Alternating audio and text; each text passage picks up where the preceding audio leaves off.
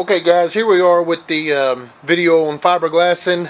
How to fiberglass whenever it's 30 degrees or 25 degrees or whatever it may be. It's always best to do it still inside a garage like this if you can. Try not to do it outside. I've never tried it outside. I'm sure it would work, but get in a garage, get in a shed, something that'll keep the wind off of you while you're doing this. I don't have anything to fiberglass right now, so I'm using water on everything that I'm doing. This is just a video. I know some of you guys need this, so we're just going to use water to get the point across and stuff. What I've got here is this is a pan. This is a deep fryer pan that I've had for years. I just came up with it somewhere, and it's got a dial on it. It's electric. It's got a dial on it. It'll go up pretty high, but I leave it around right at 100 degrees. It's where I'll put it, and let me get you sit down over here to where you guys can still see what's going on.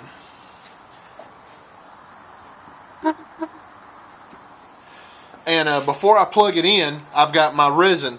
Now I only do resin, two ways: 250 milliliters, which is 8 ounces, or 500 milliliters, which is 16 ounces. So I'll put that'd be my resin. I'll put it in right there, and then I just got plain water here. That's all this is. And I'll pour that water in just until that cup starts to float. And like I say, that cup will it'll want to fall over and stuff. So I'll take me a piece of wood or something, anything, just to hold it, like that. Whatever I got to put around. If I got to put some more stuff around, I'll put it around. But I'll put it in like that. Now I'll turn on that fryer or that pan until it gets to 100 degrees. Now I'll leave that resin in there for a couple of minutes, maybe 5-6 minutes. I'll leave that resin in there, and I'm heating that resin up. What I'm doing is just I'm going to make that resin think that it's summertime, and that way it'll harden. It's not really so much it being cold where you're at. It's the resin. You want to heat that resin. You can also take a heat gun when you put your resin on, and you can heat it up with a heat gun, and you can expedite the drying time that way.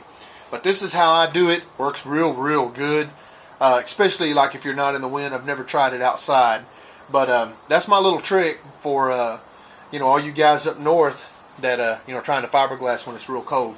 This will definitely work. I do it all the time.